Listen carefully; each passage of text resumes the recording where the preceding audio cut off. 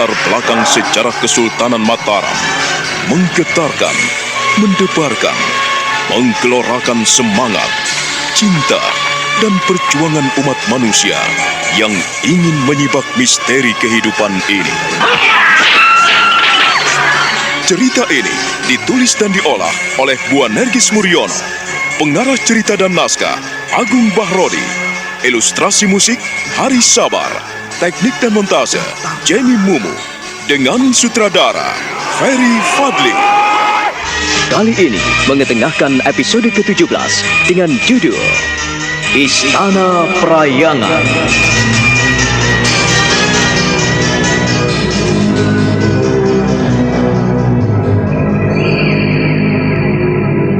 Di dalam gua Kijang itu, Kolo Cokro benar-benar tidak mengerti atas permintaan Dewi Lanjar yang ingin dipeluk dan didekapnya. Kolo Cokro merasakan hawa panas yang tak terkira. Sementara Dewi Lanjar merasakan kedinginan yang menggigil. Mata Kolo Cokro menyala-nyala mendengar permintaan Dewi Lanjar yang tak bisa ditawar-tawar lagi. Keheningan di gua Kijang itu membuat hatinya kian terbakar dan ingin murka. Setan, mengapa hal ini tidak terjadi beberapa waktu yang lalu sebelum aku dihina oleh dalang edan itu? Sial. Kini aku harus menghadapi tantangan yang sangat besar. Sakit sekali. Apa yang kuhindari dan ingin kulupakan kini terungkit kembali. Setan! Kolo Cokro, mengapa kau diam? Tidak apa-apa. Tidak apa-apa, Dewi Lanjar. Kau tidak mengaku? Jawabanmu selalu tidak. Tidak dan tidak. Tidak adakah jawaban lain? Kau menjebakku, Dewi Lanjar. Aku tidak sanggup dengan permintaanmu. Jika yang lain akan kupenuhi, tetapi yang satu itu tidak. Jangan sentuh aku. Kolo Cokro, hanya satu itu permintaanku. Dan kau betul-betul tidak sanggup. Sudah kukatakan kepadamu, aku tidak bisa memenuhi permintaanmu. Aku hanya minta bantuanmu, Dewi Lanjar. Kolo Cokro, aku rasakan dingin sekali. Dan kau tidak mau membantuku. Aku tidak bisa membantumu. Kalau satu hal itu yang kau minta, aku tidak akan pernah bisa mengabulkannya. Kalau begitu, aku tidak bisa membantumu. Aku tidak akan pernah mau membantumu. Jika tidak, aku akan memporak-porandakan rencana junjunganmu. Dan aku yakin malapetaka akan terjadi di Jawa Dwipa ini. Terserah apa maumu. Aku tidak menyuruhmu. Dewi Lanjar, kau pun sama. Hatimu keras. Aku telah menolongmu, tetapi kau tidak mau membantuku. Hanya menunjukkan bagaimana aku datang ke Istana Tengkorak. Aku ingin menemui Edi Sekarwedi. Kolo Cokro, jika kau ingin menemui Edi Sekarwedi, mengapa minta tolong padaku? Bukankah kau bisa menemuinya sendiri? Dewi Lanjar, kau jangan mengolokku. Kau tahu, aku tidak mampu menghadapinya secara pribadi. Bahkan guruku pun menolaknya, menolak permintaanku. Dan aku mohon, karena kau bangkit dari alam prayangan, dari istana prayangan yang mendapat perhatian Edi Sekarwedi. Aku mohon tolonglah aku. Kolo Cokro, bila kau tidak mau mendekatku, mana mungkin aku bisa menolongmu? Siapa yang menolak kecantikanmu, Dewi Lanjar? Seandainya aku memiliki lingga kehidupan, tentu aku tidak menolakmu. Bahkan tanpa kau minta pun, aku akan hadir dalam hidupmu. Kau tidak tahu sakit hatiku ini. Kau tidak tahu perihnya jiwaku. Kau menghinaku. Kau mengejekku. Kolo Cokro, lagi-lagi kau melamun di hadapanku. Aku ingin kau membantuku mengatasi hawa dingin ini. Aku ingin kau peluk, Kolo Cokro. Dekaplah aku. Dewi Lanjar, nampaknya kau suka memaksaku. Baik, jika itu yang kau inginkan. Tidak.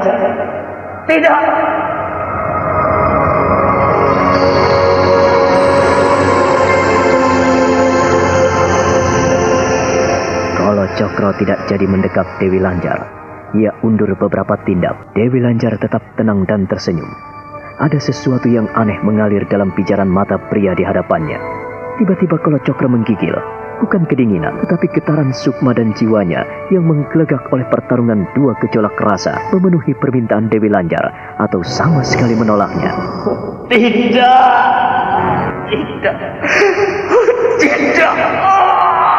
Kolo Cokro, mengapa kau gugup seperti itu? Kau tampan, gagah, dan perkasa. Namun dimintai masalah kecil saja, kau gugup dan ketakutan seperti itu.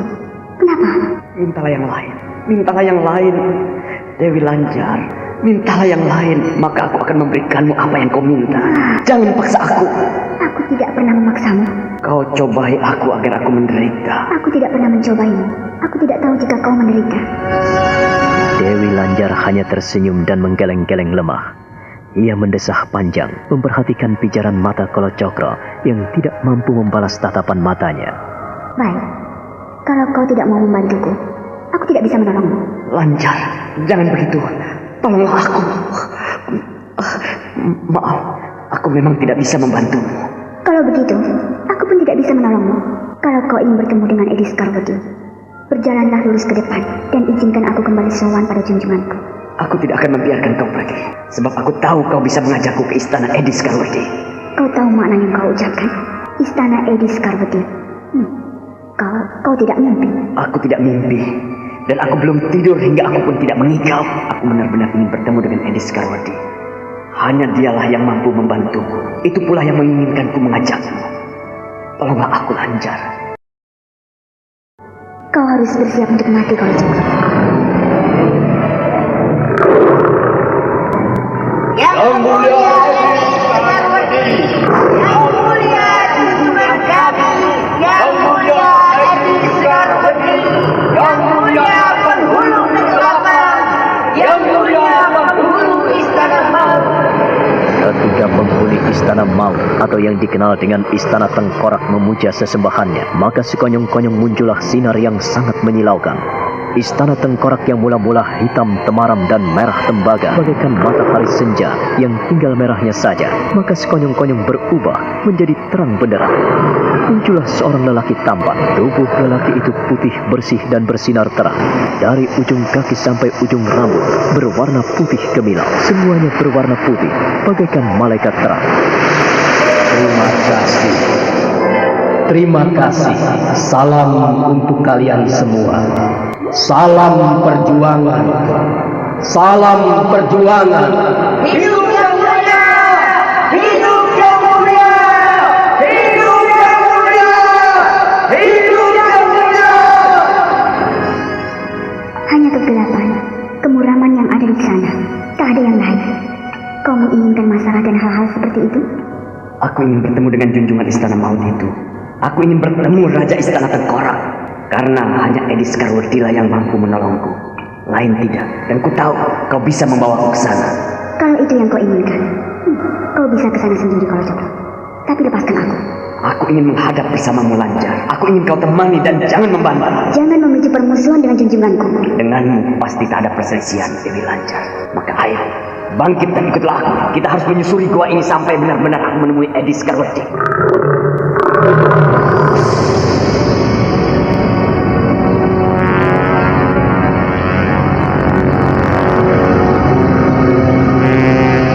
Kalacakra terkejut sekali.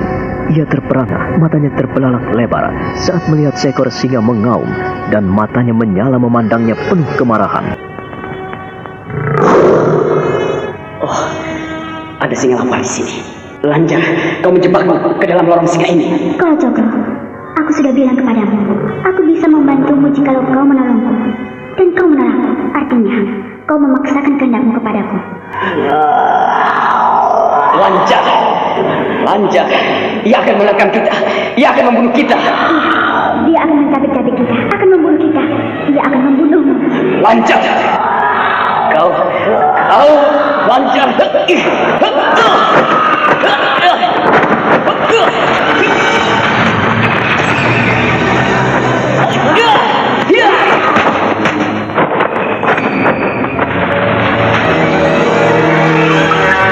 Kalacakra tidak bisa menghindari amukan singa lapar itu. Ia terus bergumul dengan binatang buas yang tidak segan-segan mencakar dan menggigitnya. Berkali-kali kedua cakar singa lapar itu mencakar tubuhnya, mencabik-cabiknya.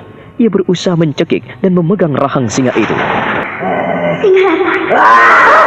Kalacakra, lepaskan aku. Bantulah aku, lepaskan aku. Aku akan menolongmu. Kau menjerumuskan aku ke dalam lorong singa ini, aku tidak akan melepaskan ikatanmu. Iya, kau telah kucincang dengan aji-ajianku. Kau tidak akan lepas tanpa bantuanku. Kalau kau tidak mau melepaskan aku, lalu bagaimana aku bisa menolongmu? Aku tidak butuh bantuanmu. Aku sanggup mengalahkan binatang laknat ini. Dia, singa ini akan kubunuh.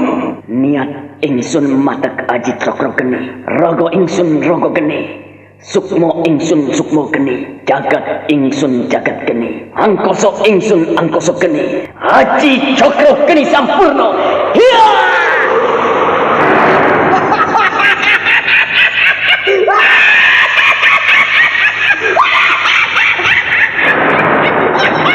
Siapakah kau, kepala? Kau mempo menjadi singa dan menghadangku di sini. Sekarang aku tahu kau pasti ingin menolong Dewi Lanjar dari ikatan gaibku. Ayo, kalau kau ingin menentangku, aku akan tunjukkan kepadamu bahwa aku mampu menghadapimu. Kolo Cokro, kau memang makhluk yang lebih mulia daripadaku. Tapi jangan kau kira kau bisa mengalahkan kami.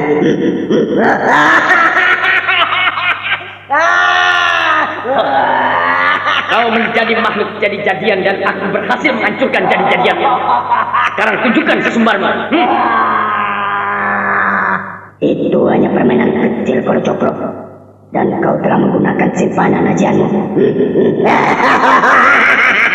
Singorekso tidak akan pernah membiarkanmu bebas. Ayolah. Majulah, ayo majulah. Mengapa kau mundur, Kolo Cokro? Nian ingsun matek aji cokro geni, awak ingsun awak geni, sekoro niro sekoro geni, donio niro donio geni, jagat iro jagat geni. Ingsun nyawiji mring geni, langit bumi nyawiji mring geni, aji cokro geni sampurna. Hiya!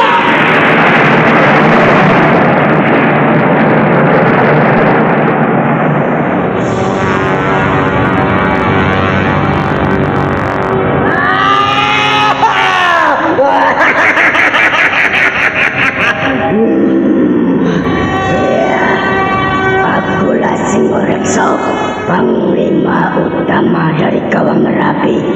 Kau tahu artinya semua ini? Sekali kau mengganggu pengikut Kanjeng Ratu Kidul, maka kau tidak akan lepas dari kami. Kami tidak akan membiarkanmu seenak budelmu menyuruh rakyat kami. Kolo Cokro, berhentilah kau berkeras hati. Aku bisa mengirimmu ke alam maut. Dan barangkali dengan cara inilah yang kau inginkan. Apa mau Singorekso? Jadi kau utusan Kanjeng Ratu Kidul? Apa yang kau lakukan, Kolo Cokro? Iya, aku inilah Pepati Penghulu Kawah Gunung Merapi. Jikalau aku tak mampu menandingimu, barulah Kakang Baurekso datang kepadamu dan akan mencabik-cabik dirimu. Kau sombong sekali, Singorekso. Iya, jika kau merasa mampu menghadapiku, jangan kau berbesar hati. Terimalah ini aji cokro geni sampurna. Hiya!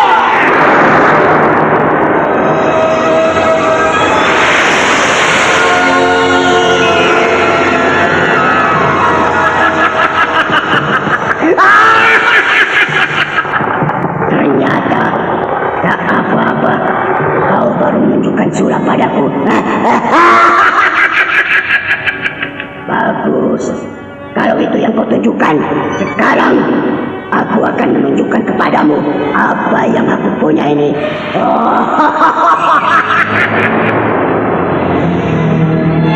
Tiba-tiba Singorekso mengangkat tangan kanannya. Jemari tangannya terbuka dan bersinar-sinar menyala. Ia gerak-gerakan tangan kanannya itu bagaikan menari.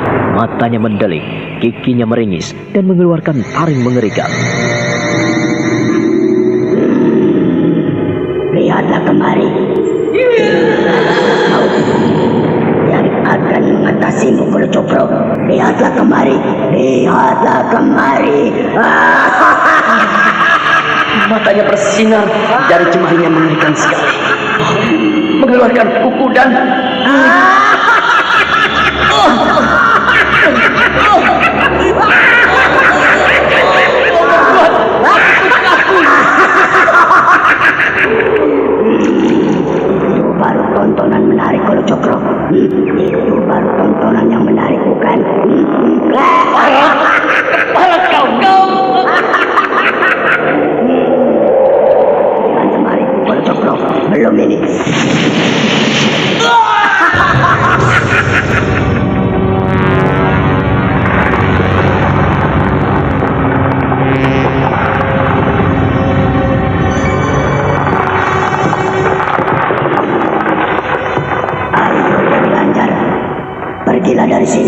maka itu kau hati-hati. Ayo, pergi dari sini.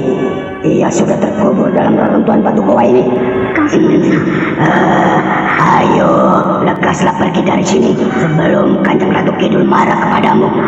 Kau diutus Kanjeng Ratu. Iya, ayo lekas pergi dari sini dan kita keluar.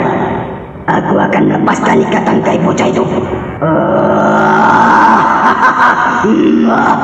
Kanjeng Ratu, aku mohon kuasamu, lepaskan ikatan gaib ini.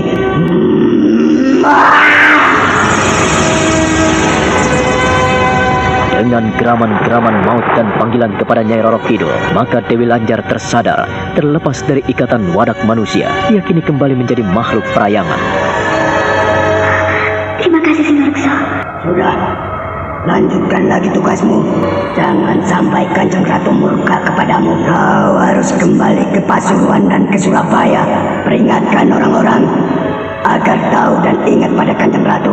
Jadi, Iya, sepulang dari istana Kanjeng Ratu, aku mengikutimu Lanjar. Kau pasti akan terjebak dengan permainan makhluk-makhluk manusia seperti manusia itu. Ya, kau jangan sekali-kali berhadapan dengan Kolo Cokro. Dia itu makhluk busuk. Ayo, pergilah dan lanjutkan tugasmu. Singareksa, kau tidak akan memberitahukan masalah ini pada Kanjeng Ratu. Ayo, pergilah. Pergilah Dewi Lanjar. Ayo, lekas pergi dari sini. Aku tidak akan memberitahukan ini pada junjungan kita. Tapi suatu ketika, kalau aku memerlukan bantuanmu, aku akan datang padamu. Singareksa.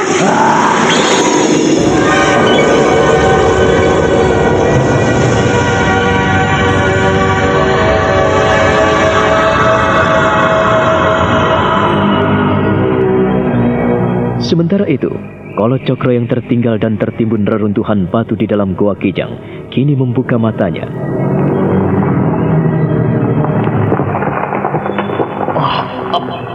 Siluman edan, makhluk perayangan.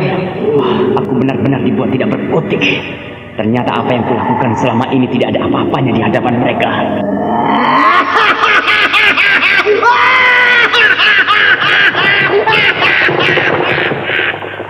Iya, gaung tawanya juga amat mengerikan. Gila, aku bisa mampus karenanya. Luar biasa. Aku tidak menduga pengikut Nyai Roro Kidul bisa melakukan hal semacam itu. Jadi benar aku tidak mampu berbuat apa-apa. Kalau begini aku harus menemui Edi Sekarwati.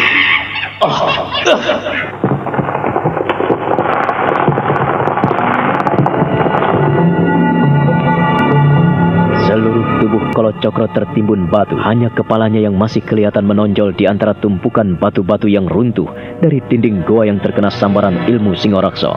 Kolo Cokro memperhatikan sekeliling goa di mana ia terbenam. Ia melihat goa itu penuh dengan stalaktit dan stalagmit. Suasana kering, tidak ada air. Akar-akar pohon bergelantungan menjalar ke dalam Goa Kijang itu. Goa Kijang itu tembus sampai di Beleduk Kuwu yang terletak di Keradinan Desa Kuwu.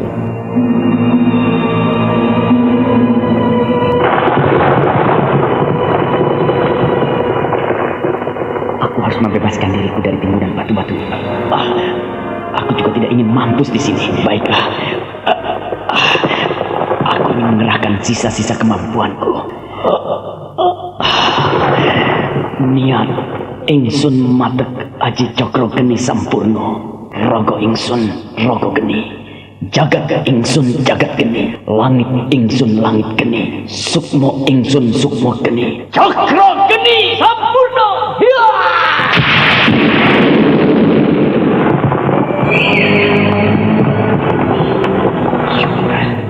Syukurlah, setan iblis perayangan. Aku mampu melepaskan diri dari timbunan reruntuhan batu-batu ini. Aku harus terus menyusuri gua ini sampai kutemukan di mana sebetulnya Edi Sekarwati. Edi Sekarwati! Aku ingin bertemu denganmu. Edi Sekarwati! Edi Sekarwati! Kolo Cokro berseru-seru, suaranya menggema dan meraung-raung, memantul dari dinding-dinding goa. Ia terus melangkah, dan ia terbelalak saat melangkahkan kakinya dengan sempoyongan. Di depan terdapat sebuah belokan. Ia mendapatkan sesuatu. Padang yang luas, cukup lapang tempat ini. Aku tidak mungkin mengelilinginya dalam waktu sehari. Ternyata di dalam gua ini cukup banyak menyimpan misteri. Edi Sekarwadi! Mampukah aku menyeberangi padang ini? Iya, akan kucoba. Sekalipun dalam keremangan, aku akan berjalan. Aku ingin mencari di mana arah hembusan angin yang datang dan pergi. Kalau Cokro, kau tidak akan pernah menemukan Edi Sekarwadi jika hatimu tidak tulus. Dia pun sering menolakku. Baiklah, tapi suatu ketika kau pasti akan memberontak terhadap gurumu ini. Ki Ageng Kemang Jayakusumo.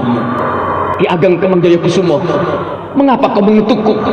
Kalau Cokro, memang dari dasar hatimu terletak jiwa pemberontak. Iya, suatu ketika jikalau memang mengkhianatiku dan ingin bertemu dengan Edi Sekarwadi, maka datanglah ke Goa Kijang. Syukur apabila ada makhluk perayangan yang membimbingmu. Tapi jika memaksa, kau akan menghadapi petaka. Ki Ageng, apa yang kau ucapkan telah terjadi dan kualami. Tapi benarkah aku pemberontak? Tidak, aku tidak memberontak. Tetapi aku ingin mencari jati diriku di sini. Tidak. Kalau Cokro, kau punya hak dan kebebasan untuk menjadi seperti gurumu. Boleh. Bahkan berlebih dari kemampuanku pun tidak apa-apa. Ya, datanglah ke Goa Kijang dan carilah tempat di mana terdapat padang yang luas. Duduklah kau di tengah-tengah padang dalam gua itu. Bersemedilah di sana.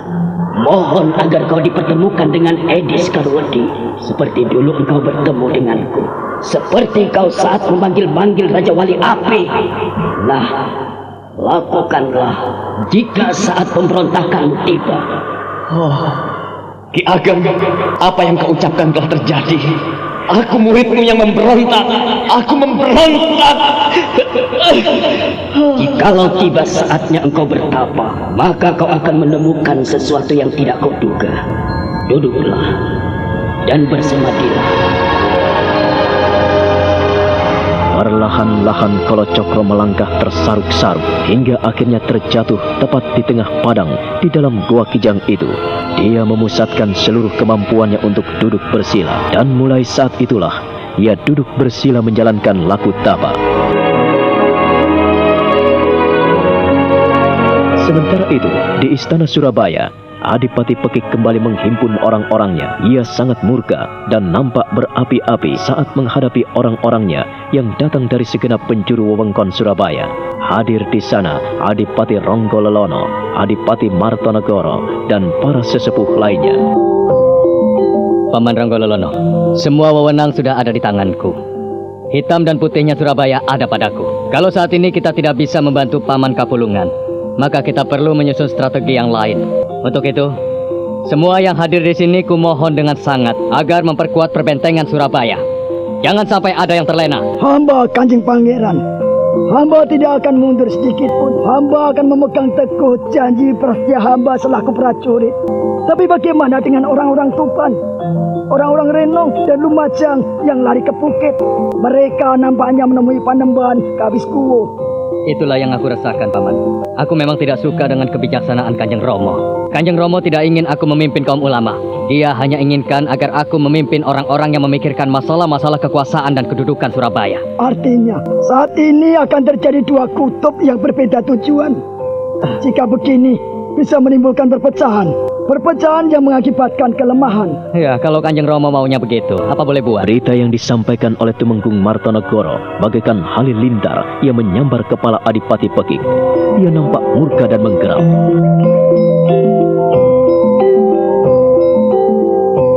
Terus terang, saya tidak setuju dengan tindakan Paman Panembahan. Tetapi Kanjeng Panembahan mendapat kepercayaan penuh dari Kanjeng Sinuwun, Pangeran. Setiap kali mengingat Gresik, hanya menyakiti hatiku, Paman Martonegoro. Aku ingin untuk sesaat Gresik dilupakan. Bukankah sudah rata dengan tanah? Atau Paman Panembahan memang menginginkan agar aku tunduk kepadanya? Begitu barangkali. Kanjeng Pangeran, hamba mohon dipikir lebih matang lagi. Siapa tahu Kanjeng Sinuwun menginginkan pembangunan itu sendiri untuk menjaga supaya tidak terjadi kesalahpahaman. Hamba mohon Kanjeng Pangeran mengutus sowan pada Eyang Kiri. Apakah beliau benar-benar mengutus Kanjeng Panembahan atau tidak? Tetapi, jikalau benar demikian, apa salahnya kita kesampingkan sejenak? Sebab kita lebih penting memikirkan orang-orang Mataram yang sudah merangsek ke Jawa Timur ini. Terima kasih atas saran Paman Ronggololono. Saya akan segera menanyakan masalah ini pada Kanjeng Romo. Kalau benar-benar Kanjeng Romo mempercayakan Gresik pada Paman Panembahan, artinya di Jawa Timur ini telah muncul dua kekuatan. Kanjeng Pangeran, kita tidak boleh terburu-buru melangkah. Sekali salah, kita bisa terjerembab di dalamnya. Nah, hamba mohon kita pusatkan perhatian kita pada orang-orang Mataram. Itu saja yang ingin hamba tekankan di sini. Saya jadi semakin gelisah.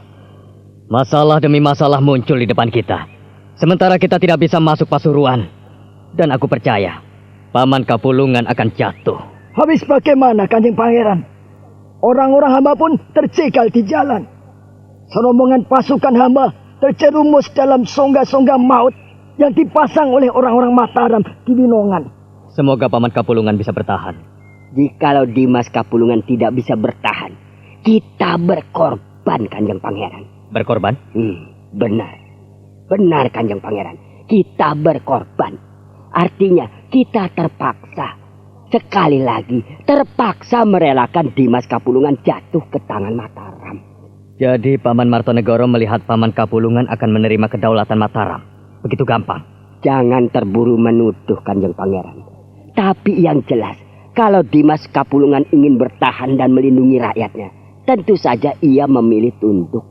Apabila ia tidak mampu melawan Mataram, apakah harus bunuh diri? Benar, Kanjeng Pangeran. Yang jelas, Paman Kapulungan saat ini melakukan perlawanan yang hebat. Saya melihat dengan mata kepala sendiri. Sudahlah. Yang penting, perbentengan dan pos-pos di Surabaya ini kita berkuat. Hamba telah memperkuat daerah Kebomas, Mantur, Wonokromo, Waru, dan Mojokerto. Sebab pasukan Pangeran Mangkubumi telah sampai di Trowulan, Mojoagung, Jombang, dan Ploso. Ini sangat ngekirisi, Kanjeng Pangeran. Terima kasih atas kesigapan Paman Ronggololono. Baiklah, kita memang lebih baik memperkuat pos-pos pertahanan kita. Saya akan menghadap Kanjeng Romo.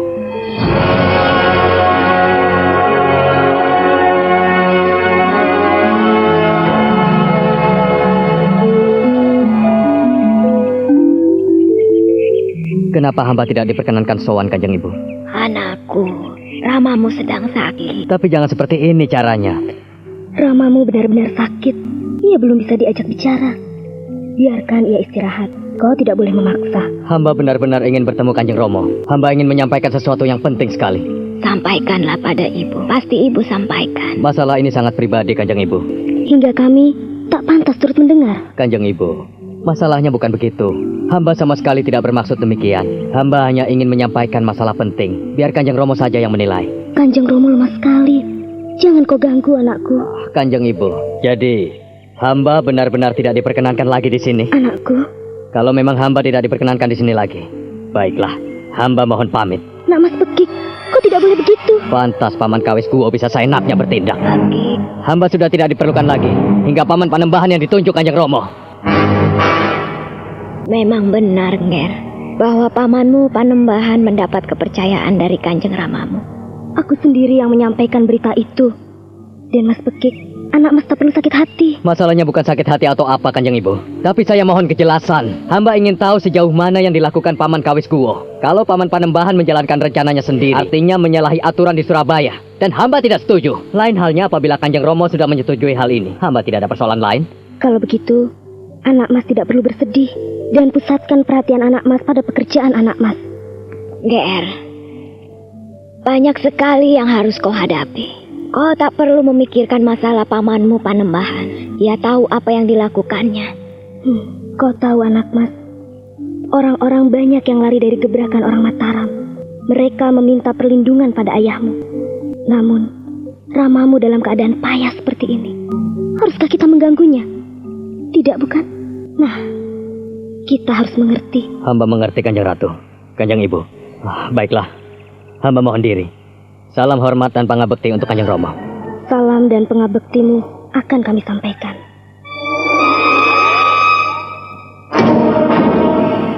Adipati Pekik undur dari Praboyaksa Kencana, istana Sedekari. Ia undur dengan hati yang mengganjal. Lebih-lebih ia tidak bisa sowan sendiri menghadap Raja Giri yang agung. Kita tinggalkan istana Surabaya. Kita menengok kembali di mana Kalacakra berada di Gua Kijang. Saat itu, ia masih duduk bersila tepat di oro-oro Kijang. Niat ingsun angleluri dalaning naur. Niat ingsun ngengel marang kasekten. Ingsun datang ingkar. Ingsun terus melaku nyawang lan gayu kegeyuhanku.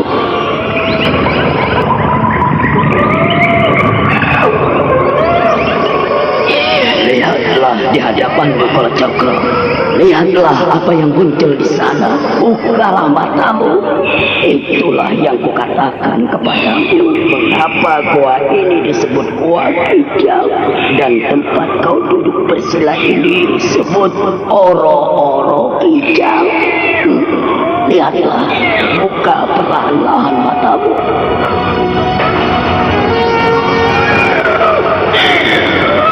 Perlahan-lahan Kalacakra membuka pelupuk matanya. Dan apa yang dilihatnya? Seekor kijang raksasa dengan tanduk-tanduk bercabang. Sorot kedua matanya nampak berpijar. Dan tubuh kijang itu seperti menyala bara api. Diakah salah seekor penghuni kerajaan maut?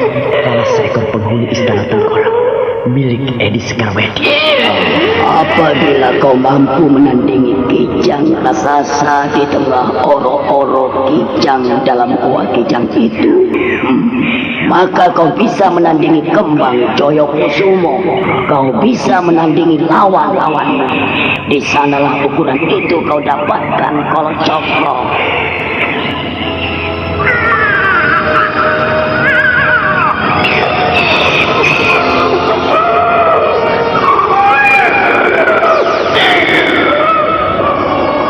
Kijang raksasa. Ia makin mendekat kemari. Ia menghampiriku dan seolah-olah tahu aku di sini dan semata-mata ia berjalan menghampiriku. Oh.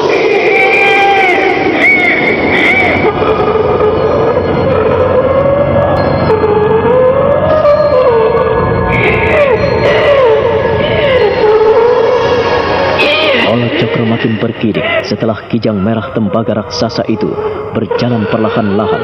Kijang raksasa itu, kedua matanya seperti tidak berkedip, mencorong bagaikan bara api yang mengerikan. Perlahan sekali, dan setiap langkah kaki-kaki kijang itu menimbulkan asap yang mengerikan.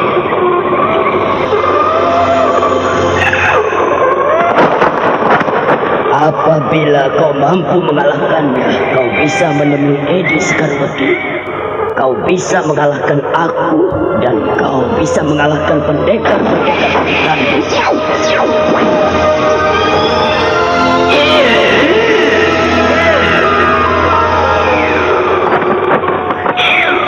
Ucapanmu benar, Ki Ageng. Oh, inilah penghuni Gua Kijang. Ia menghampiriku dengan kegeraman yang menyala.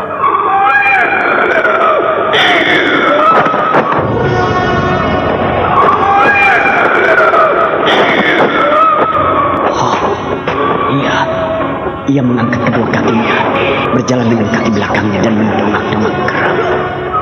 Ia memamerkan kekuatannya. Oh, bangkitlah! Ia menantangmu.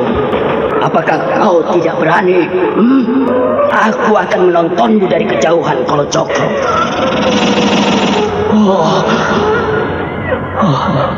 Tidak salahkah aku melihatnya? Kijang itu berubah menjadi kijang biasa, tapi bulunya sungguh mengkilat indah.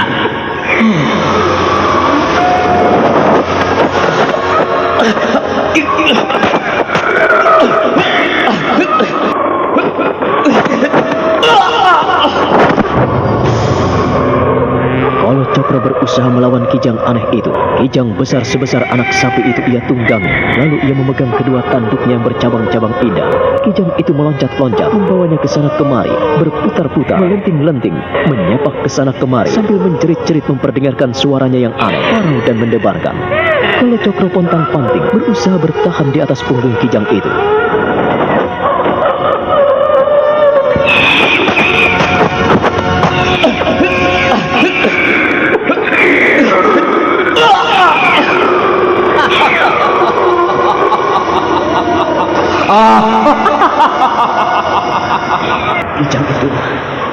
Kijang itu kekuatannya melebihi seekor kuda.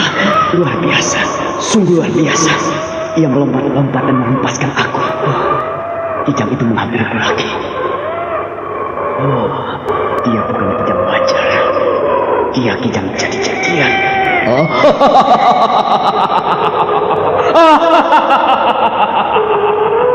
Bangkitlah Kolo Cokro. Bagaimana kau bisa dikalahkan dengan seekor kijang itu? Ayo, bangkitlah. Jangan hanya bengong seperti itu, bego. Ayo, bangkitlah. Kau belum menunjukkan perlawanan berarti dengan binatang itu. Ayo, mengapa kau takut? Bagaimana kau bisa minta kepadaku seekor Raja Wali Api? Kalau hanya melawan seekor kijang, binatang lemah itu kau tidak mampu. Ki Ageng, binatang itu bukan binatang yang wajar. Ia mengerikan sekali.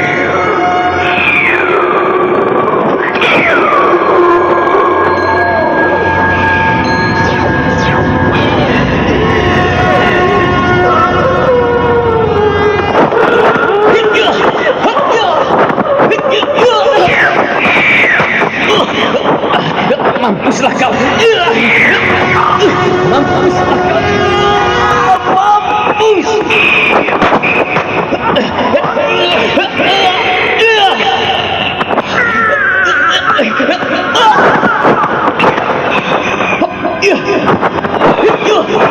Mampus. Mampus kau.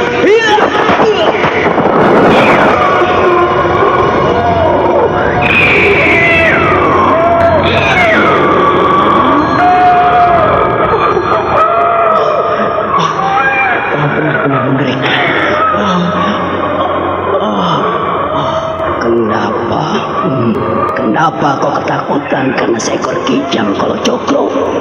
Di mana nyalimu sebagai seorang pendekar? Mana? Tidak ada gunanya kau sesumbar menjadi seorang pendekar. Jikalau melawan seekor kijang pun kau tidak berdaya. Ayo, majulah. Ayo, jangan seperti pengecut, Kolo Cokro. Majulah. Ayolah, bangkit. Jangan hanya melongo dan melotot seperti orang bego dan bodoh. Bangkitlah. Ki Ageng, binatang apakah ini? Ia seperti monster. Monster yang mengerikan. Aku tidak percaya melihat semua.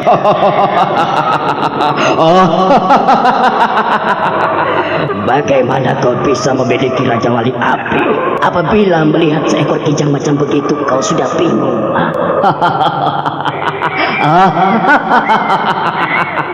Kolo Cokro.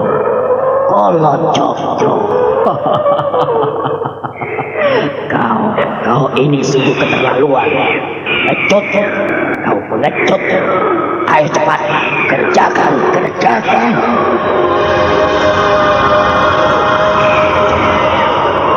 Aku akan berusaha melawannya.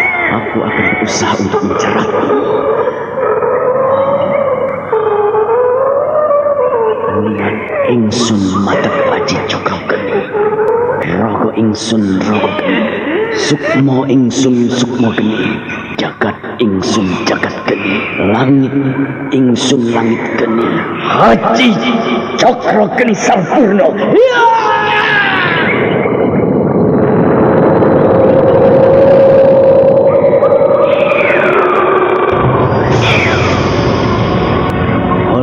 Terkejut sekali sebab dengan hempasan kekuatan ajian sakti Cokro Geni Sampurno, kijang itu masih berdiri tegak, bahkan memamerkan kekuatannya dengan berdiri di atas kedua kaki belakangnya. Kaki depannya nampak menceker-ceker ke depan dan kepalanya digeleng-gelengkan seperti mengejek Kolo Cokro.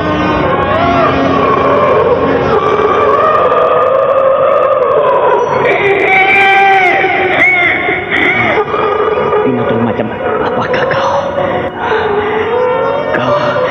Kau tidak mampus dengan ajian cokro geniku. Kau tidak mampus Luar biasa. Kau makhluk jadi-jadian dari mana?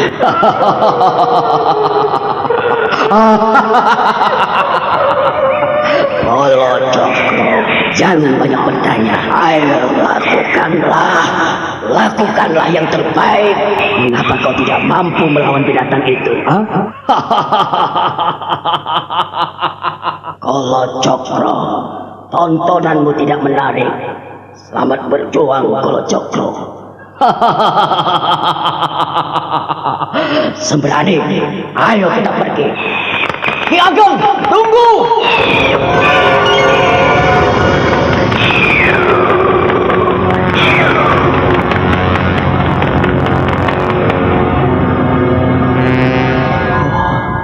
Binatang itu kembali mengelilingiku, menghampiriku.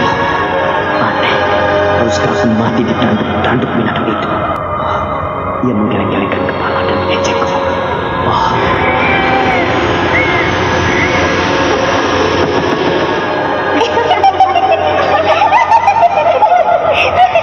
Itulah upah orang yang serakah. Ia tidak tahu belas kasihan. Ia telah menyandraku. Biarlah ia dihukum oleh kijang itu. Ia tidak berkutik melawan binatang itu, Lanjar. Aku puas melihatnya. Ia dipermainkan binatang itu. Sialan. Kalian sialan. Mengapa kalian mentertawakan aku? Kenapa?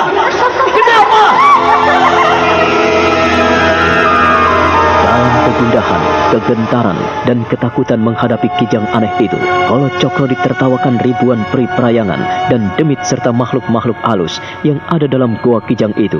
Ia tidak mengerti, ia semakin menggigil saat kijang itu makin memamerkan kekuatannya, seakan mengejek dan menghinanya.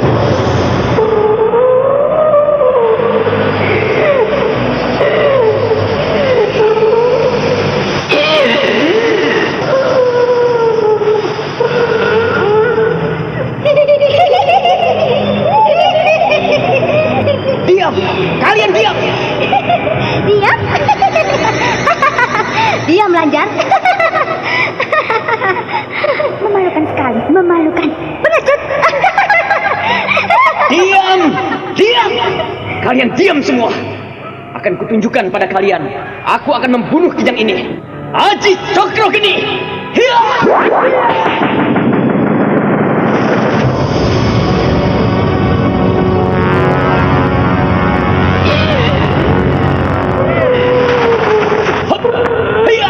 Hai dia!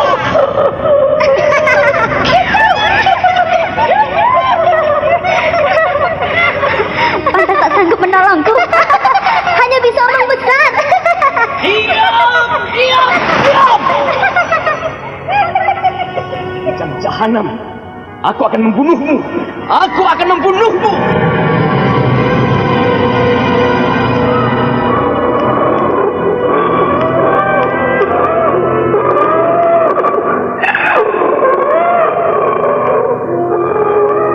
Aji Cokro Geni.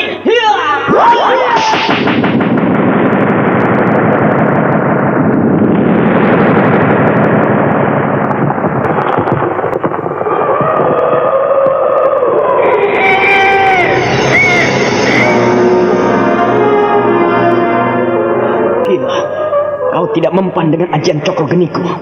Baiklah, kalau kau memang makhluk dari alam perayangan, aku akan mengikatmu dengan Cokro Tali Murdo. Aku akan mengikatmu, Kijang Jahanam. Niat ingsun matek Aji Cokro Tali Murdo untuk mengikat kijang aneh dari alam perayangan ini. Aji Cokro Tali Murdo.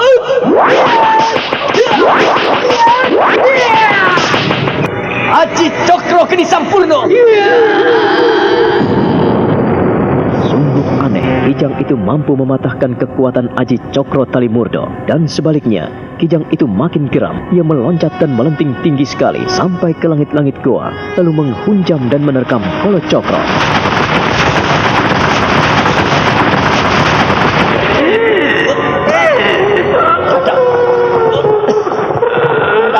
Hancur di seruduknya.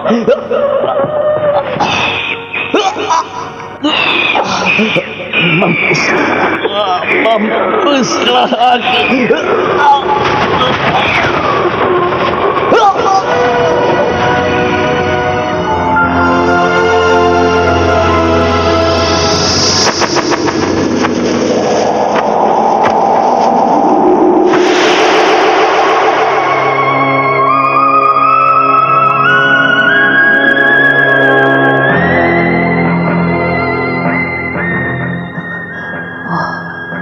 Aku tadi melihat cahaya melintas terang benderang.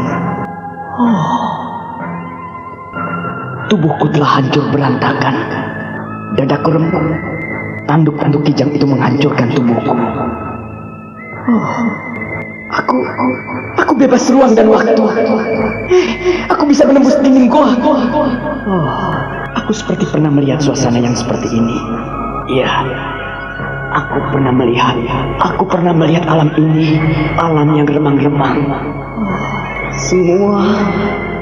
Semuanya terdiri dari tengkorak manusia dan bangunan istana itu pun seperti tengkorak manusia, besar dan mengerikan.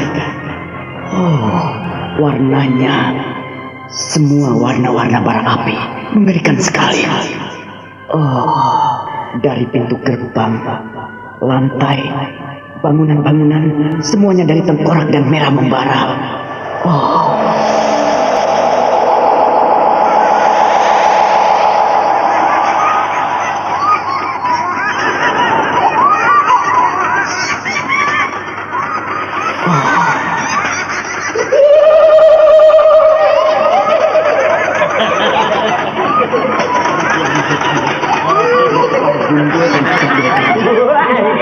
Seperti bocah, seperti bayi, tapi wajahnya mengerikan. Bertaring, matanya lebar dan besar.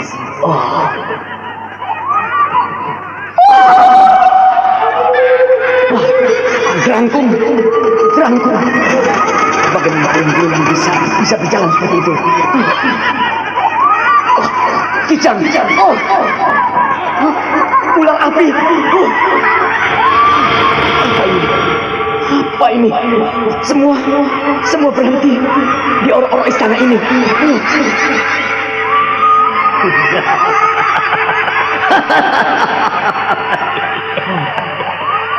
Eyang Gending.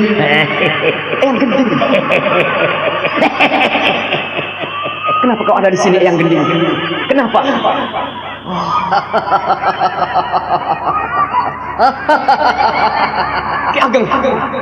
Ki Ageng Kembang Jaya Kusumo. Ki Ageng. Kolocokro. Selamat datang Kolocokro. Selamat datang di istana maut ini. Selamat datang.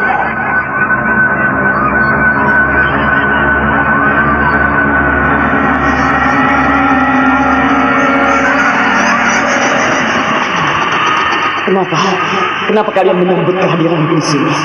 Kenapa? Benarkah aku termasuk warga istana maut ini?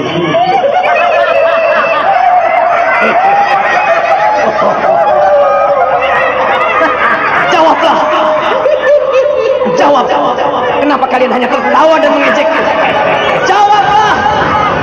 Jawab!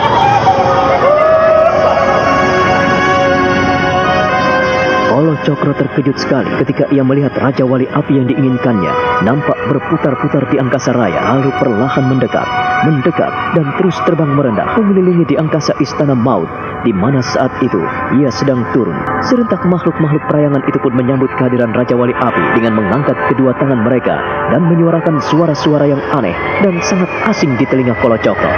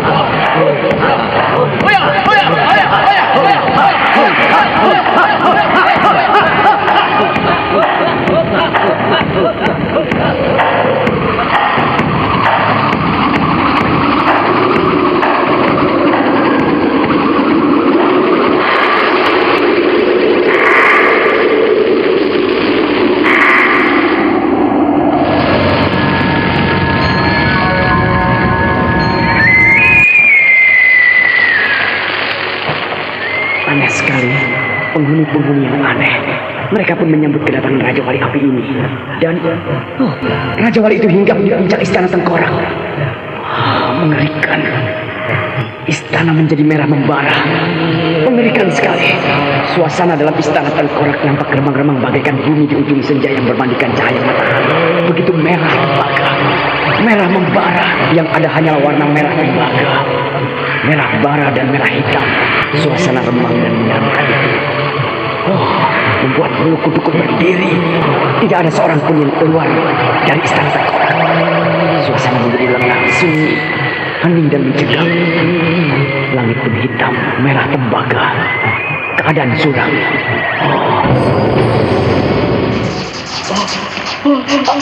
Apa itu? Hidup yang mulia, hidup Edi Sarwedi, hidup yang mulia, puja puji yang mulia, puja puji yang mulia, puja puji yang mulia, puja puji yang mulia.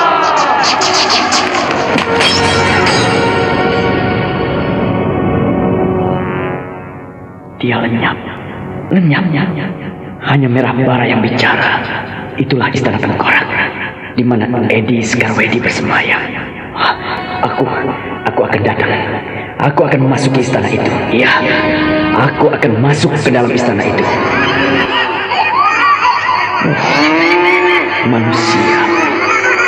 Manusia berkepala hewan. Benar-benar alam yang belum pernah aku lihat.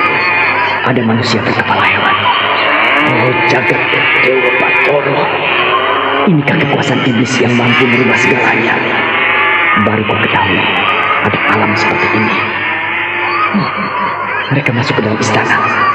Lalu makhluk-makhluk tadi, kenapa tidak bisa memenuhi ruang istana? Ini benar-benar aneh, mengerikan. Aku tadi juga melihat Eyang Gending, Paman Panjer, dan orang-orang yang mati. Dari manakah mereka datang? Baik, aku ingin berjalan di antara mereka.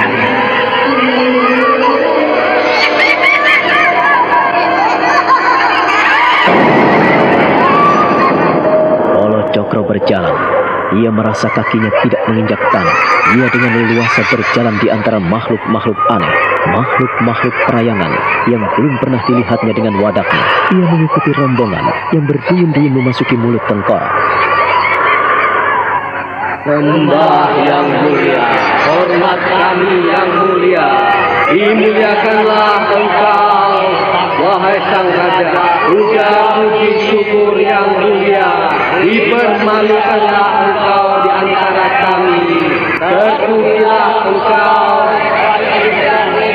puja puji yang mulia, puja puji yang mulia, dipermuliakanlah engkau di antara yang mulia. Puja puji kami, puja puji wahai engkau yang kami muliakan.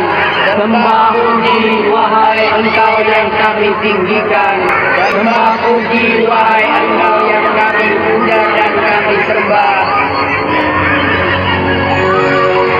Kolo Cokro benar-benar tidak percaya ketika ia duduk di antara penghuni alam perayangan itu. Ternyata kepala tengkorak raksasa yang digunakan sebagai pintu masuk ke dalam ruangan dalam itu luas sekali, sehingga berlaksa-laksa penghuni alam perayangan itu tertampung di dalamnya. Mereka memuja-muja sebuah altar lebar yang bercahaya kemilau dan sangat menyilaukan mata.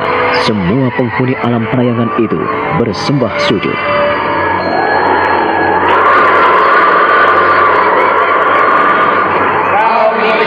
Namamu wahai Edi Sarwedi, sembah yang mulia, hormat kami yang mulia, dimuliakanlah engkau wahai sang raja. Puja puji syukur yang mulia, Puja puji, sembah dan hormat kalian kuterima. Kuterima sembah syukur kalian di sini. Nampaknya ada calon penghuni baru datang di sini. Kuminta saudara-saudara menyiapkan jalan untuknya. Silakan pendatang dan penghuni baru. Silakan maju ke depan altarku. Ayo, majulah. Datanglah kemari. Sujud menyembah dan kenalkan dirimu di depan altarku.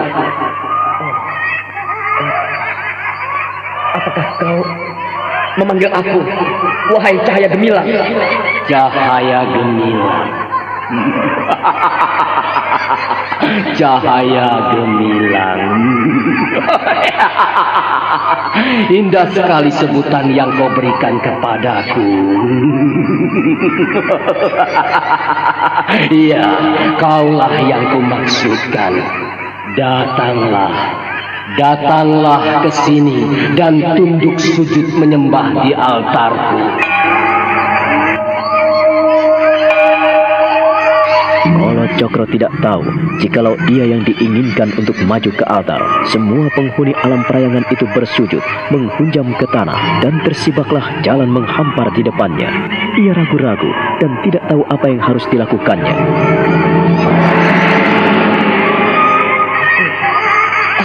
Aku. Ya, kau. Kemarilah. Oh, majulah Kolo Cokro.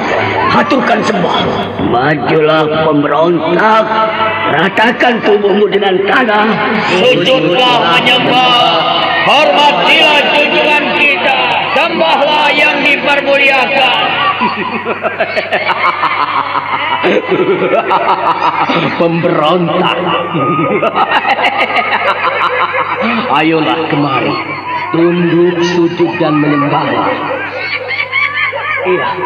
Iya. Aku datang. Kolo Cokro melangkah. Ia berjalan perlahan-lahan sekali, menimbulkan gema yang mengerikan. Bahkan ia pun tak mampu mendengarkan gema-gema langkahnya.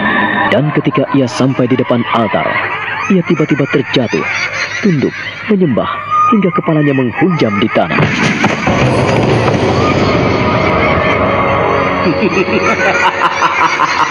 Ayo, bagus. Kolo Cokro, apa mau datang kemari? Saya ingin tahu apa yang ada di sini. Siapakah engkau, wahai cahaya gemilang? Oh, kau telah tahu siapa diriku, Kolo Cokro. Kau telah tahu siapa aku. Sembah yang mulia, hormat kami yang mulia. Dimuliakanlah engkau, wahai sang raja. Puja puji syukur yang mulia.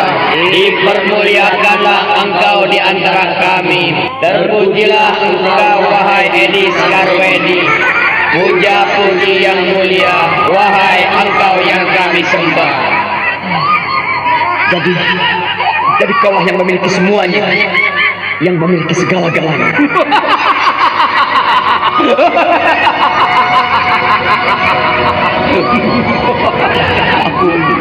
Maafkan junjungan kami, oh wahai cahaya terang gemilang.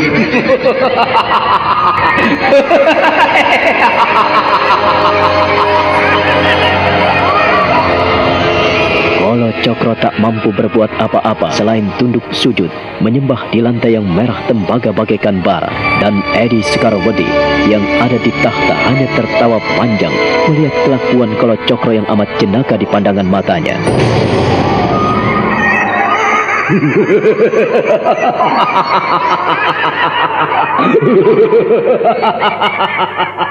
Ayo, bangkitlah. Apa yang kau inginkan, Kolo Cokro? Ampunkan saya. Maafkan saya. Saya sampai di sini. Saya bermaksud untuk mendapatkan Raja Wali Api.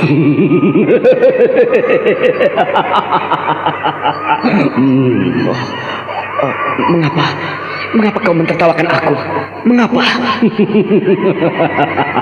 Kolo Cokro, apa keperluanmu datang kemari?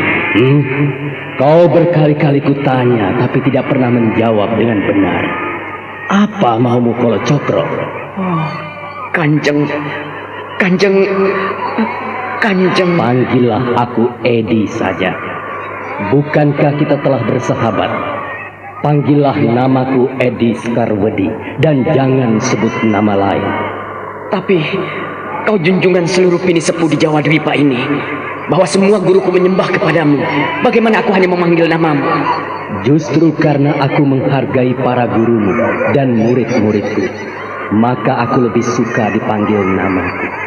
Kau sungguh seperti malaikat.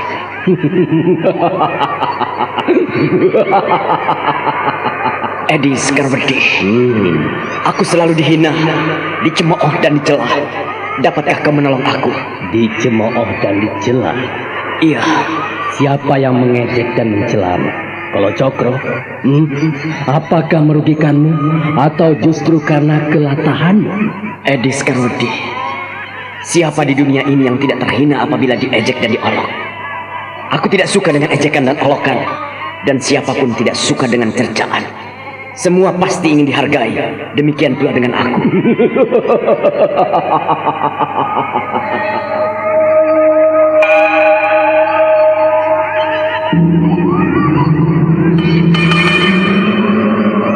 Aku tidak bisa menerima cemooh itu. Aku tidak mau dihina dan dicerca. Siapa yang mencemoohmu? Siapa yang mengolok-olokmu? Orang-orang di sekelilingku. Orang-orang yang aku hadapi. Mereka mencemooh, mengejekku seperti aku ini orang tidak berguna. Sejauh itu Kolo Cokro, kau diejek dan dicela. Aku tidak kuat. Aku sungguh menderita. Dan aku tidak mampu menerima celaan itu. Semula aku memang dihormati dan dihargai sewaktu aku memiliki kedudukan dan kekuasaan. Namun setelah aku tidak memiliki apa-apa, mereka benar-benar menyamakan diriku dengan sampah. Sekarang aku mengerti duduk perkaranya. Sekarang apa maumu? Berikanlah kepadaku seekor Raja Wali Api yang bisa aku pergunakan untuk membalas sakit hatiku ini. Aku tidak bisa membiarkan orang-orang yang menghina dan mengolokku. Aku akan membalas dendam. Kolo Cokro, untuk mendapatkan Raja Wali Api tidak segampang seperti apa yang kau ucapkan. Kau harus memenuhi persyaratan yang berat dan tidak semudah membalikkan tangan. Berikanlah kepadaku, ujilah aku. Selama aku mampu, aku akan berusaha menjalaninya. Edi Sekarwedi, tubuhku telah kubiarkan hancur di Gua Kijang. Kolo Cokro, aku mengerti pengorbananmu. Dengarkan baik-baik, akan kukembalikan kekuatan tubuhmu. Tapi setelah itu, kau cari sepasang bayi kembar yang dilahirkan tembean. Artinya, sepasang bayi kembar itu lahir dari rahim seorang perempuan yang baru pertama kali melahirkan. Nah, setelah kau mendapatkan syarat itu, bawalah ke puncak bukit. Aku akan datang dan aku akan menyuruh Raja Wali Api menghampirimu. Dan ia akan menjadi milikmu yang setiap saat bisa kau perlukan. Oh, Edi Sekarwedi. Ya, sekarang kembalilah ke Gua Kijang. Aku akan memberikan kekuatan pada tubuhmu di sana. Tapi tubuhku telah hancur oleh serodukan kijang itu, Edi Sekarwedi. Kolo Cokro, tidak ada waktu lagi.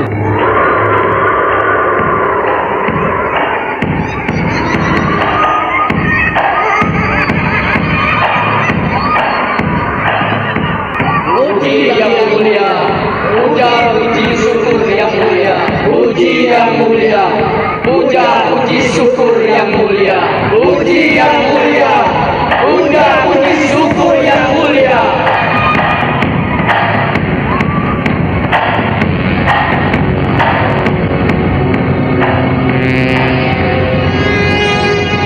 Kolo Cokro hanya bisa melongo dan melotot karena bayangan Edi Sekarwedi yang berupa cahaya terang benderang itu lenyap dari hadapannya. Istana yang mula-mula hening dan sunyi sekali tiba-tiba berubah menjadi temaram kembali, dan seluruh rakyat Edi Sekarwedi yang ada di istana perayangan itu pun nampak memuja-mujanya kembali. Kolo Cokro akhirnya pun mengikuti ke arah di mana Edi Sekarwedi berlari.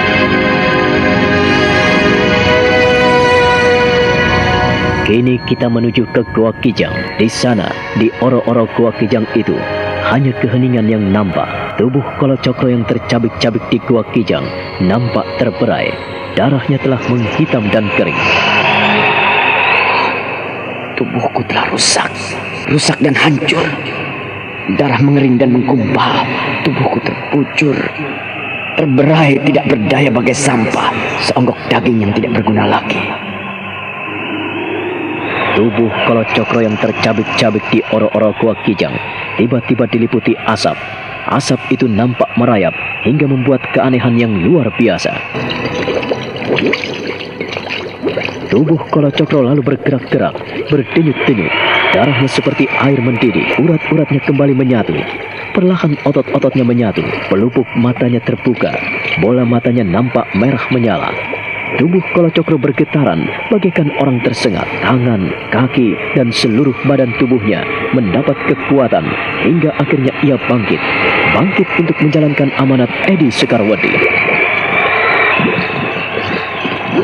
Edi Sekarwadi, sekarang aku percaya kepadamu. Akan kubawa sepasang bayi kembar. Aku akan memulai kembali petualanganku. Andai aku tidak terjebak di sini. Segeralah pergi dari sini, Kalacakra. Jikalau apa yang kau inginkan segera terpenuhi.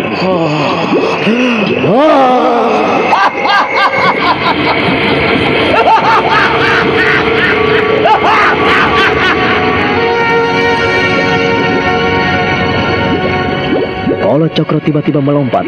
Ia berdiri dan melangkah. Ia memandang ke langit-langit Gua Kijang. Ia tertawa panjang dan gema tawanya membahana, memantul dari dinding-dinding Gua Kijang. Lalu perlahan-lahan ia kemudian berjalan.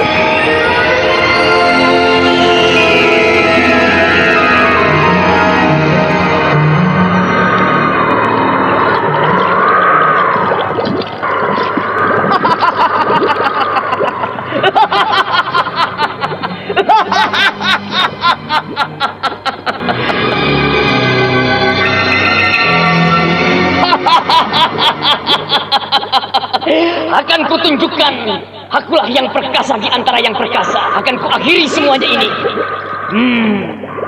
Edi Sekarwadi, aku tahu kau ada di dalam tubuhku. Kau ada di dalam aku.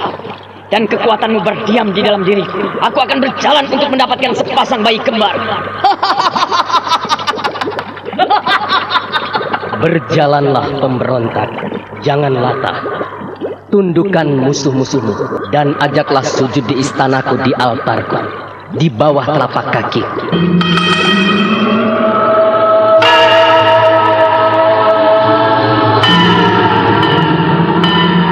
Aku rasakan kekuatanmu, Edi Sekarwadi. Aku merasakan bangkit kembali. Dan kulihat terang dalam kegelapan. Aku akan mendapatkan yang kudamba.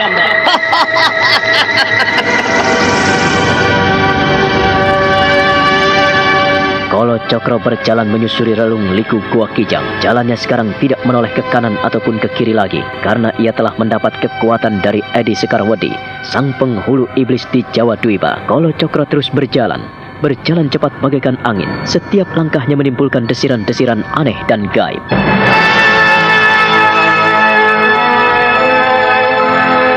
Kita tinggalkan Kalacakra di Gua Kijang. Kita menuju ke kediaman Kiwari, di mana pada saat itu ia sedang merayakan hari pernikahan Aji Sukmo dan Roro Sunti. Seluruh kerabat Sentono dalam Istana Mataram hadir di sana, yaitu orang-orang yang tidak terlibat dalam peperangan di Surabaya. Saudara-saudara, kita telah berkumpul di sini untuk Mahargyo Hayuning Bumi, di mana saya selaku wali dari Roro Sunti mengucapkan puja-puji syukur kehadirat Allah Subhanahu wa Ta'ala, karena pada saat ini bisa hadir dalam perayaan pernikahan Aji Sukmo dan Roro Sunti. Selaku sesepuh di Mataram ini adalah kebahagiaan tersendiri, di mana Gusti Allah memberikan umur panjang dan kewarasan pada saya, sehingga bisa menyaksikan anak, cucu, buyut, dan canggah saya di sini. Dulu Aji Sukmo dan Roro Sunti secara sederhana telah diberkati oleh Nenek Soro. Saat itu mereka menghadapi masalah besar hingga tidak bisa merayakan pernikahan seperti ini. Untuk menebus semua itu, sesajen yang ada di tampah di hadapan saudara-saudara ini telah melepaskan segala kesalahan, segala keluputan yang diderita dan ditanggung oleh mempelai berdua yang sudah membangun rumah tangga. Seperti saudara-saudara lihat sekarang ini, memang sudah sepantasnya apabila kita bersatu menjadi suami istri, kita akan jumbuing rogolan Sukmo, bersatunya hati dan Sukma yang menyatu dalam satu jiwa untuk meraih kebahagiaan. Ya, mudah-mudahan saja tak ada aral melintang Mudah-mudahan mereka senantiasa diberkati oleh Allah Subhanahu wa Ta'ala untuk turut hanayu bagyo kebahagiaan mereka. Tak ada buruknya apabila pada saat ini saudara-saudara saya ajak untuk mengucapkan doa. Bismillah.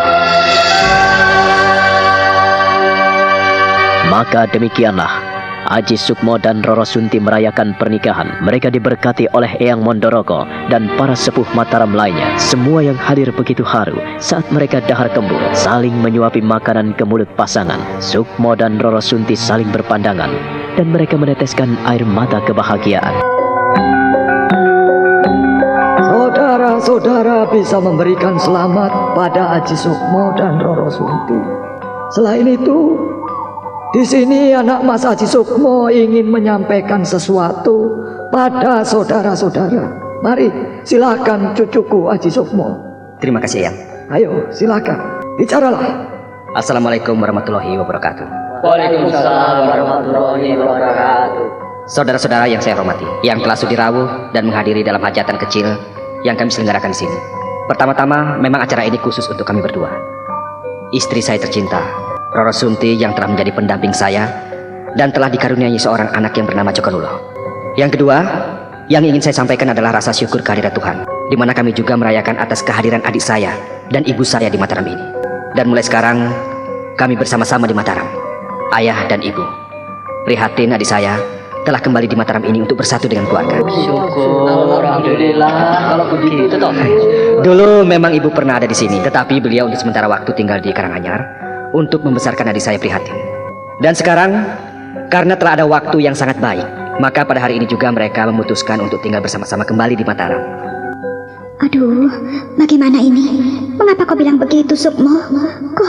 Kau mengolok-olok ibumu. Kami belum pernah bicara tentang masalah itu, Ger. Aduh. Ibu, ada apa? Tidak apa-apa, Dok. Tak apa-apa. Tidak ada apa-apa kok. Mengapa ibu nampak gugup dan bingung? Sudahlah sana. Perhatikan kakakmu bicara. Hanya itu yang ingin saya sampaikan pada saudara-saudara yang terkasih yang sudah hadir di sini. Untuk waktu selanjutnya, monggo disambi. Silahkan menikmati hidangan yang ada. Kami hanya bisa menyediakan jenang merah putih sebagai lambang kesucian dan tekad semangat kami. Matur nuwun, terima kasih. Aji Sukmo tersenyum dan mengerling pada Roro Sunti, mengisyaratkan bahasa sesuatu yang sulit diterjemahkan. Nampaknya di sana, Ki Warih dan Nini Warih kebingungan. Mereka hanya bisa bengong karena apa yang disampaikan Aji Sukmo belum pernah disinggung oleh mereka berdua. Mereka hanya bisa menuruti Aji Sukmo dan Roro Sunti ketika mereka diminta untuk bergandengan tangan saling kinandi. Mereka nampak bingung, Kakang. Ibu nampak menunduk terus, dan ayah. Harus ada yang mulai, Sukmo. Kalau kita biarkan berlarut-larut, mereka akan terus berpisah. Dan aku tidak ingin masalah itu terjadi. Bagaimana rasanya ditinggalkan suami atau istri? Biarkan mereka kembali merajut benang-benang kasih. Tapi Kakang, lihatlah. Ibu nampak sedih sekali. Juga ayah. Mereka sesekali mencuri pandang kemari. Dan bapak ibu juga saling mencuri pandang. Biarkan saja. Yang penting kita telah berusaha. Dan aku bahagia bisa membuat mereka salah tingkah. Kakang, lalu bagaimana jika bapak dan ibu berselisih lagi? Percayalah, aku yang menanggung. Aku yang menjamin.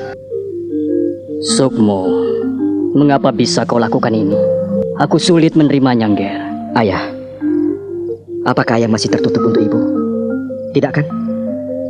Ayah, maafkan Sukmo. 1000 maaf, ayah. Semua ini demi kebaikan kita. Sukmo benar-benar minta maaf. Tapi bukan maksud saya untuk tidak sopan pada ayah. Semua ini demi kebahagiaan kita bersama dan kebaikan kita, ayah. Demi Cokanulo, Prihatin, atau ya, paling tidak ketentraman kita bersama. Mengapa tidak kau rembuk dulu dengan ayah? Bagaimana aku harus menghadapi ibumu? Ya, seperti yang ayah lakukan di hadapan saudara-saudara kita. Ayah mau merangkul dan menggandeng ibu. Ayah kan sah membimbing ibu dan ngandi ibu. Anakku, kau melangkah terlalu jauh. Ayah marah pada Sukmo. Sukmo siap menerima ayah. Sukmo, kau... Ayah, saya minta maaf.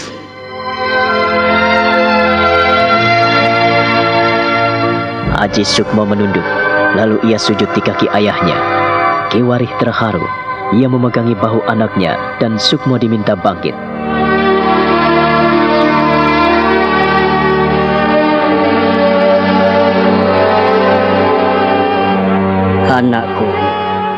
Ayah akan berusaha mendengarkan apa yang kau inginkan.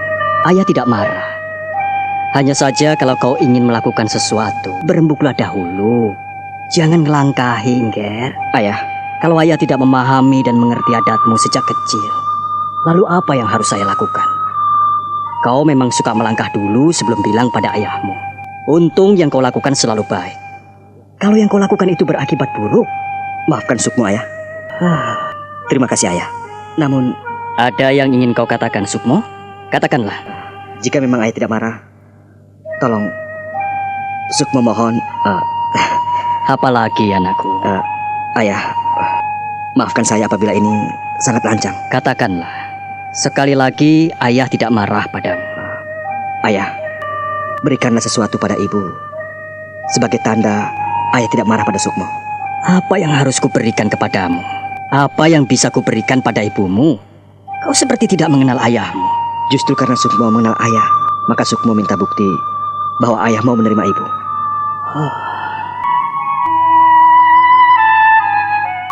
Sejenak Kiwarih diam. Ia memperhatikan anaknya, lalu ia mengangkat tangan kirinya, menyusut cincin kawin di jemari tangan kanannya. Ia perhatikan cincin itu. Berikanlah. Kalau kau ingin memberikan cincin ini pada ibumu. Aku berusaha, Sukmo. Aku berusaha mengerti dan aku akan terus berusaha. Terima kasih atas bukti usaha ayah untuk berdamai dengan ibu. Iya, aku mengerti anakku. Tapi kumohon kau jangan memaksa ibumu. Terima kasih atas pengertian ayah. Ayah sangat baik. Anakku, ayah merasa tersanjung dengan segala tindakanmu. Kau junjung tinggi orang tuamu.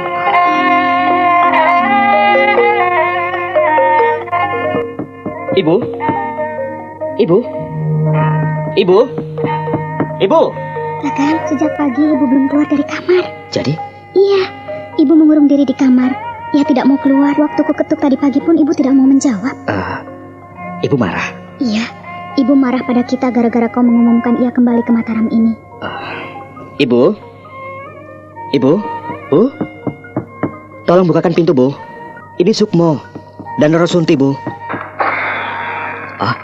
Tidak dikunci, Sunti. Ayo, masuklah.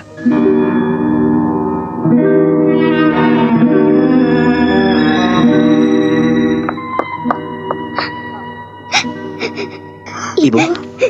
Ibu, maafkan kami. Maafkan Sunti apabila menyakiti hati ibu. Tidak, Ger. Kau tidak salah pada ibu. Hanya kepala ibu sedikit pening. Ibu, maafkan Sukmo. Maafkan saya, Bu.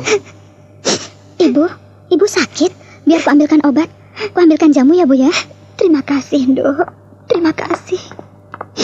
Ibu, Sukmo benar-benar minta maaf apabila ibu marah pada Sukmo karena masalah Sukmo umumkan bahwa ibu kembali ke Mataram dan bersatu dengan ayah. Sukmo. Ibu, saya ingin kita bersatu dan bersama, Bu. Apabila tindakan Sukmo mengumumkan kembalinya ibu ke Mataram ini dan ibu tidak setuju, Sukmo minta maaf. Tapi mudah-mudahan apa yang saya harapkan tidak sia-sia. Ibu mau kan berdamai dengan ayah? Berdampingan bersama kembali seperti di hadapan orang-orang saat Sukmo merayakan pernikahan. Ibu, Sukmo ingin ibu bersatu lagi dengan ayah. Ya, walau ini terlalu lancang. Kalau Sukmo bersalah, Sukmo lancang, Sukmo minta maaf. Ibu, ayah mau berdamai dengan ibu. Tidak mungkin, Sukmo. Ayahmu tak mau memaafkan ibu, anakku. Ibu mau percaya pada anakmu? Ibu sudah tidak percaya diri lagi, Ger. Ibumu sudah tidak mempunyai kepercayaan diri lagi.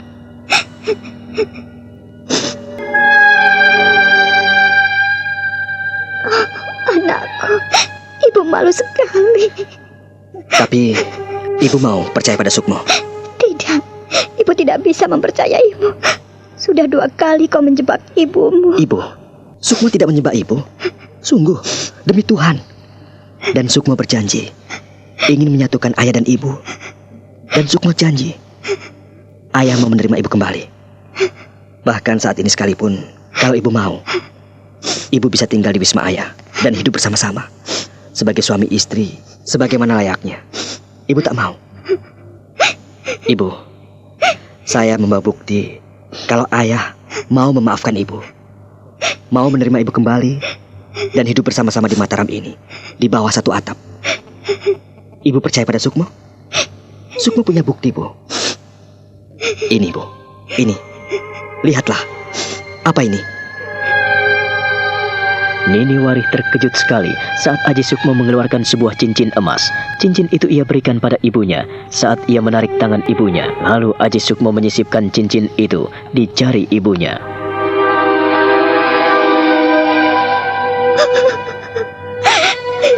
Ibu, ayah memaafkan ibu. Dan ibu pasti tahu makna cincin ini. Dan dari mana aku peroleh cincin itu, pasti ibu sudah tahu.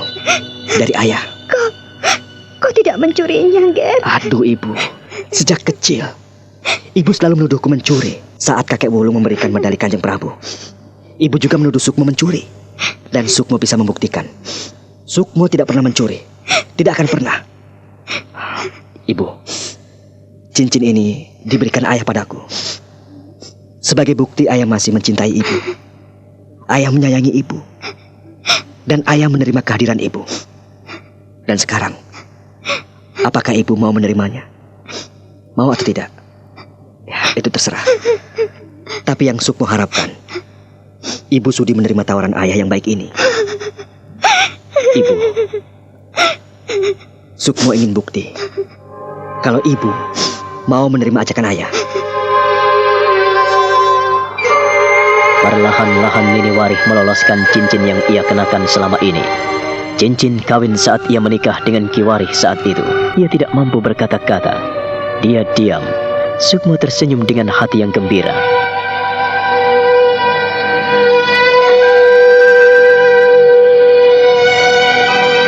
Terima kasih ibu.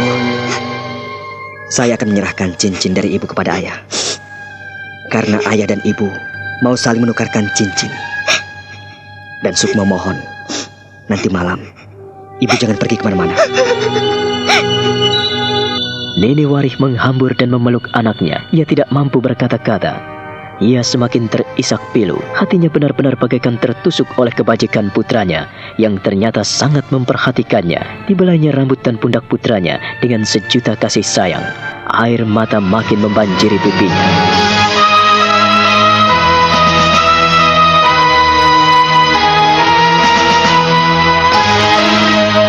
Nah, bagaimana kisah selanjutnya? Saudara pendengar, silahkan menunggu seri berikutnya dalam serial Wahyu Astabrata ini. Sampai jumpa.